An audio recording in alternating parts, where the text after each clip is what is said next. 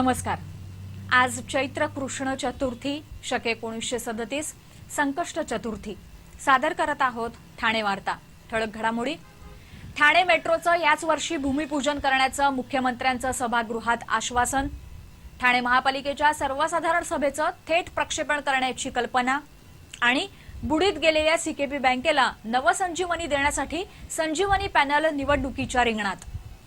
या आणि इतर घडामोडी विस्तृतपणे पण काही क्षणातच। ठाणे वार्ता पहा श्रीस्थानक वाहिनीवर। आता सकाळी 9:15 पासून रात्री 9:15 पर्यंत ठाणे वार्ता, ठाण्यातील पहिलं दृकश्राव्य माध्यम। श्रीस्थानक वाहिनी ठाण्याची स्वतःची वाहिनी। ठाण्यातील घडामोडी, कार्यक्रम, वादविवाद, अगदी गाणी, नाटक याचा आनंद घर बसल्या पहा श्रीस्थानक वाहिनी। आपल्या ठाण्याचं हक्काचं व्यासपीठ श्रीस्थानक वाहिनी। ठाणे वार्ता आता संकेतस्थळावर देखील ठाणेवार्ता.com वर क्लिक करा आणि ठाण्याच्या घडामोडी जाणून घ्या। ठाण्यातील पहिलं ऑनलाईन माध्यम ठाणेवार्ता.com। नमस्कार मंडळी, दर रविवारी पाहायला विसरू नका। नमस्कार मंडळी, आपल्या प्रश्नांचं थेट उत्तर। ठाणे वार्ता पहा श्रीस्थानक वाहिनीवर। आता सकाळी 9:15 पासून रात्री 9:15 पर्यंत ठाणे वार्ता, ठाण्यातील पहिलं दृकश्राव्य माध्यम। वडाळा ते ठाणे मेट्रो प्रकल्पाचं भूमिपूजन याच वर्षी करण्याचं आश्वासन मुख्यमंत्री देवेंद्र फडणवीस यांनी दिलं आहे। मात्र या प्रकल्पासाठी निधीची तरतूद न करताही या प्रकल्पाचं भूमिपूजन कसं होणार हा प्रश्न मात्र अनुत्तरितच आहे। विधिमंडळामध्ये आज प्रताप सरनाईक, सुभाष भोईर यांच्या लक्षवेधीवर चर्चा झाली। त्याला उत्तर देताना मुख्यमंत्र्यांनी हे आश्वासन दिलं।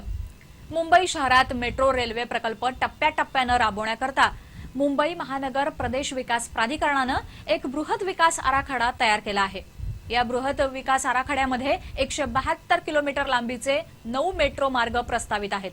यापैकी वर्सोवा अंधेरी घाटकोपर हा मार्ग खुला झाला आहे। कुलाबा, वांद्रे, सिप्स या प्रकल्पाची अंमलबजावणी मुंबई मेट्रो रेल महामंडळाकडून केली जात आहे। दहिसर, चारकोप, वांद्रे, मानखुर्द आणि वडाळा घाटकोपर, तीन हातनाका, कासारवडवली या मार्गाच्या प्रकल्प अहवालास प्राधिकरणानं मान्यता दिली आहे। अंधेरी पूर्व ते घाटकोपर मार्गे पनवेलपर्यंत जलदगती मेट्रो मार्गाचा अहवाल तयार आहे। त्यामुळे मुंबई आणि नवी मुंबई आंतरराष्ट्रीय विमानतळ जोडलं जाणार आहे। पुणे आणि नागपूर शहरात मेट्रो रेल्वे प्रकल्प राबवण्यास राज्य शासनानं मान्यता दिली आहे। अलीकडेच अर्थसंकल्पात या 2 मार्गांसाठी तरतूदही करण्यात आली। प्राधिकरणाच्या बैठकीत या 2 मार्गांसाठी निधी देण्यास मुख्यमंत्र्यांनी मंजुरी दिली, पण ठाण्यासाठी मात्र अद्याप असं काही झालं नाही।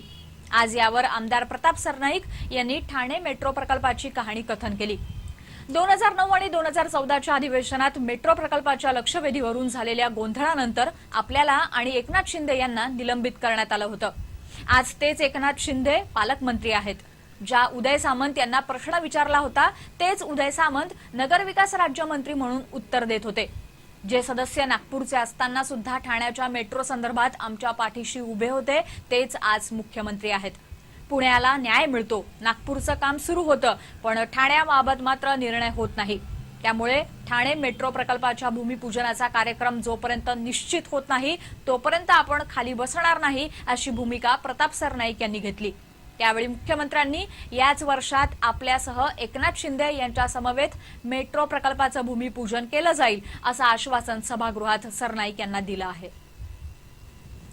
ठाण्याच्या नौपाडा परिसरातील निळकंठ टॉवर प्रकरणात मंजूर आराखड्यापेक्षा अधिक बांधकाम करून न्यायालयाच्या आदेशाची पायमल्ली केल्याचं उघड झालं असून तळ अधिक 2 मजले मंजूर असताना प्रत्यक्षात 8 मजली इमारत उभारण्यात आली आहे। 1990 मध्ये पालिकेत दाखवलेल्या प्रस्तावानुसार निळकंठ टॉवर या वास्तूच्या उभारणीत अनेक त्रुटी आढळल्या आहेत। इमारतीला गच्चीत पाण्याची टाकी नाही, सामायिक जागा नाही, संरक्षक भिंत नाही, 15 भाडेकरूंची नोंद पालिका दप्तरामध्ये नाही, जागा मालकीचा दावा झाला तरीही बांधकाम परवान्याचं नूतनीकरण करण्यात आलं। जमीन वाद न्यायालयात असताना आणि जैसे थे आदेश असतानाही बांधकाम सुरू ठेवण्यात आल्याची तक्रार जनमोर्चाचे संयोजक चंद्रहास तावडे यांनी पालिका आयुक्तांकडे केली आहे। पालिकेचा शहर विकास विभाग आणि तत्कालीन संबंधित अधिकाऱ्यांच्या संगनमतानं हे अनधिकृत बांधकाम करण्यात आल्याचं तावडे यांचं म्हणणं आहे। पालिका प्रशासनानं थातुरमातुर कारवाई केल्याचा देखावा केला। विकासकावर गुन्हा दाखल करण्यात आला। तत्कालीन शहर विकास विभाग अभियंत्यांची चौकशी करण्यात आली। मात्र तब्बल 8 वर्षानंतरही अंतिम आदेश देण्यात आले नाहीत। या प्रकरणातील काही अधिकारी सेवानिवृत्त झाले तर काहींनी स्वेच्छानिवृत्ती घेतली, पण महापालिकेनं आयत्या वेळेच्या विषयात समावेश करून याला मंजुरी दिल्याचं तावडे यांनी पालिका आयुक्तांकडे केलेल्या तक्रारीत म्हटलं आहे। पालिका आयुक्तांनी दोषी अधिकाऱ्यांवर दिवाणी तसंच फौजदारी गुन्हे दाखल करावे अशी मागणीही चंद्रहास तावडे यांनी केली आहे। ठाणे महापालिकेच्या सर्वसाधारण सभेत शहर विकासाची चर्चा होण्याऐवजी गोंधळ होत असल्यानं आता सर्वसाधारण सभेचं थेट प्रक्षेपण करण्याची योजना सत्ताधारी आणि विरोधी पक्षांनी मांडली आहे। महापालिकेच्या सर्वसाधारण सभेत ठाणेकरांच्या हिताचे निर्णय व्हावेत अशी अपेक्षा असते, मात्र सर्वसाधारण सभेत शह काटशह, टिंगलटवाळ्या, आरोप प्रत्यारोप आणि अगदी वेळप्रसंगी धक्काबुक्कीही केली जाते। अनेकदा महत्वाचे विषय कोणत्याही चर्चेविना अथवा गोंधळातच मंजूर केले जातात। रिपब्लिकन पक्षाचे सदस्य राम तायडे यांनी सर्वसाधारण सभेचं थेट प्रक्षेपण करण्याची मागणी सर्वसाधारण सभेत केली असून त्याला काँग्रेसनंही अनुमोदन दिलं आहे। राष्ट्रवादीनंही यासाठी पाठिंबा दिला असून महापौर संजय मोरे पालिका आयुक्तांची भेट घेऊन चर्चा करणार आहेत। यामुळे भविष्यात पालिकेच्या कारभारात पारदर्शकता यावी अशी अपेक्षा असून ठाण्याच्या विकासाची कोणाला आस आहे आणि कोण विकासाला खीळ घालतोय याचीही माहिती ठाणेकरांना समजू शकेल। ठाणे वार्ता पहा श्रीस्थानक वाहिनीवर आता सकाळी 9:15 पासून रात्री 9:15 पर्यंत ठाणे वार्ता, ठाण्यातील पहिलं दृकश्राव्य माध्यम। आपला परिसर स्वच्छ आणि सुंदर ठेवण्यासाठी ठाणे महापालिकेत सहकार्य करा।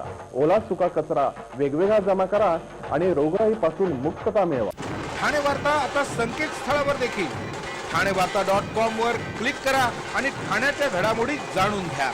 ठाण्यातील पहिलं ऑनलाईन माध्यम ठाणेवार्ता.com। डॉक्टर आणि रुग्णांचं पिढ्यानपिढ्यांचं जिव्हाळ्याचं नातं म्हणजेच डॉक्टर बेडेकर हॉस्पिटल आता अत्याधुनिक सोयी सुविधा आणि तंत्रज्ञान युक्त वंध्यत्व निवारण केंद्रात IVF आणि टेस्ट ट्यूब बेबीचीही सुविधा। Doctor Bedekar hospital, Maharshi Karvepath, Thane. 65 वर्षांची निरंतर सेवा।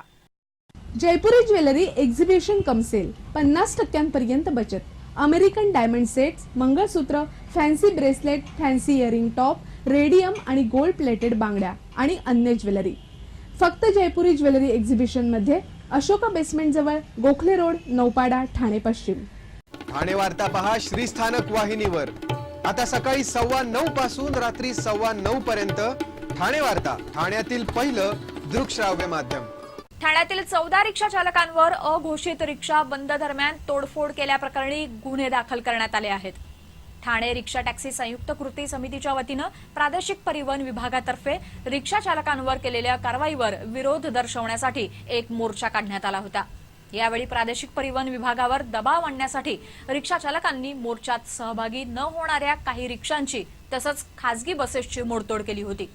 कोणतीही पूर्वसूचना न देता अचानक रिक्षा बंद झाल्याचा फटका ठाणेकरांना बसला होता। काही रिक्षा चालकांनी लांबच्या भागातील प्रवाशांना मदत करण्याचा प्रयत्न केला, तसंच खासगी बसेस चालकांनीही लांबच्या भागात राहणाऱ्या प्रवाशांना शहरात येण्यासाठी हातभार लावण्याचा प्रयत्न केला। त्यांना मोर्चातील रिक्षा चालकांनी लक्ष्य केलं। कासारवडवली येथील बस मालक विनोद बावस्कर, विशाल राऊत आणि रामदास पाटील यांच्या खासगी बसेसची तर मोहम्मद शेख यांच्या रिक्षाची मोडतोड झाली होती। त्यांच्या तक्रारीवरून ठाणे शहर रिक्षा टॅक्सी संयुक्त कृती समितीच्या पदाधिकाऱ्यांसह 14 जणांवर पोलिसांनी गुन्हे दाखल केले आहेत। ठाणे लाचलुचपत प्रतिबंधक विभागानं वसईतील भाऊसाहेब वर्तक तंत्रनिकेतनातील प्राध्यापकास 2000 रुपये स्वीकारताना रंगेहात पकडला आहे। या प्रकरणातील तक्रारदार भाऊसाहेब वर्तक तंत्रनिकेतनात शिक्षण घेत असून महाराष्ट्र टेक्निकल एज्युकेशन बोर्डाकडून घेण्यात येणाऱ्या परीक्षेसाठी एक प्रकल्प सादर करायचा होता।